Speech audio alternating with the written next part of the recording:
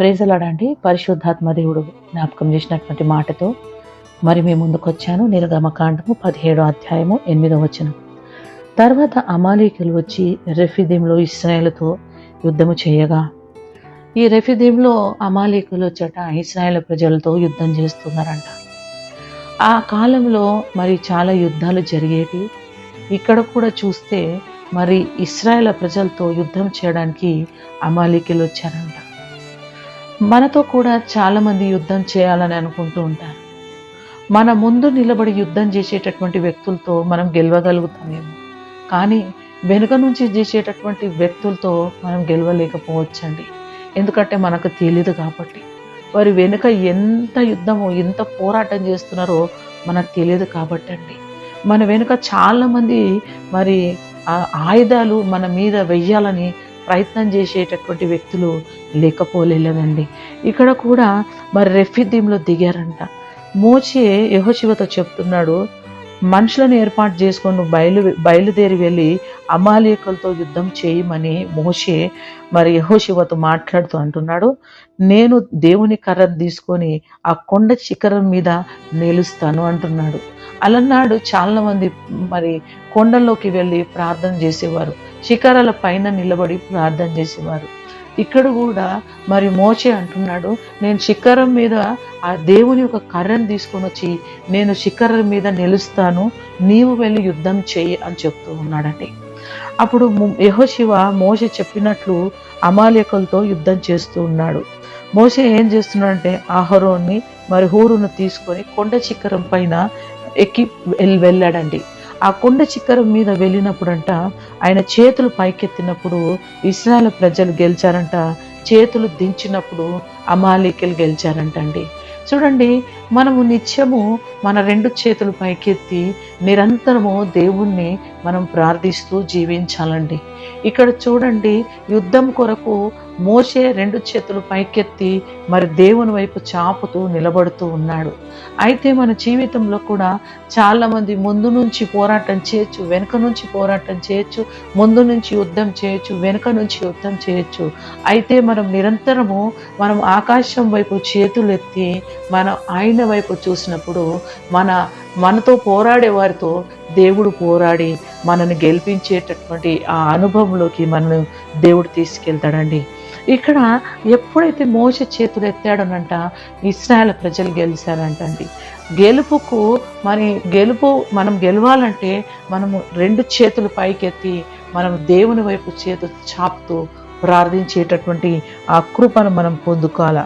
చూడండి, ఇక్కడ గమనిస్తే మోషే తన చేయి పైకెత్తినప్పుడు ఇశ్రాయేలు గెలిచి దించినప్పుడు మరి అమాలేకీయులు గెలిచి, మోషే చేతులు బరువు ఎక్కగా వారు ఒక రాయి తీసుకొని వచ్చి, నిజమే కదండి, మన చేతులు మనం చాలాసేపు చాపినప్పుడు మన చేతులు బరువెక్కి మనము చాపలేకపోతూ ఉంటాం. మనం కొన్ని క్షణాలే మరి చేతులు చాపలేకపోతుంటే ఇక్కడ మోషే చాలాసేపట తన చేతులు చాపినప్పుడు ఆ చేతులన్నీ బరువెక్కినాయంట. ఈ మోషే చేతులు ఎత్తడానికి ఆ కారణం ఏంటిది? మరి మోషే తన కొరకు చేసుకుంటున్నాడా, లేకపోతే తన ఫ్యామిలీ కొరకు చేసుకుంటున్నాడా? కాదండి, దేవుడు ప్రజలైనటువంటి ఇశ్రాయేలు ప్రజల కొరకు ఈయన ఇంత ప్రయాసపడుతున్నాడు, ఈయన ఇంత భారం కలిగి ఉన్నాడు. ఆ ఇశ్రాయేలు ప్రజలను కానాన్ దేశానికి చేర్చాలా, దేవుడు ఒక మాట కానాన్ దేశానికి చేర్చాలని ఉంది కాబట్టి నేను వాళ్ళ కొరకు నేను ప్రయాస పడాలి అనుకుంటూ ఇలా ఆ చేతులు ఎత్తి మరి దేవుని వైపు చాపి నిలబడి ఉన్నాడు. దేవుని వైపు చేతులెత్తి చాపి ప్రార్థిస్తున్నాడు.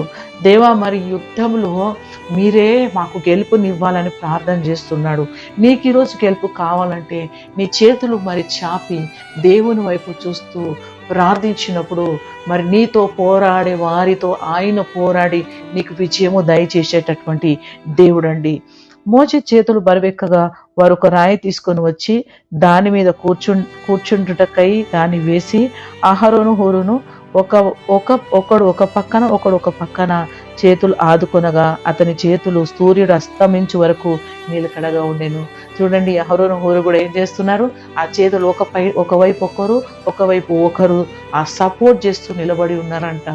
ఆ సపోర్ట్ చేస్తూ ఎప్పుడైతే వాళ్ళు నిలబడి ఉన్నారో అక్కడంట సూర్యుడు అస్తమించే వరకట ఆ చేతులు నిలకడగా ఉన్నాయంట అండి.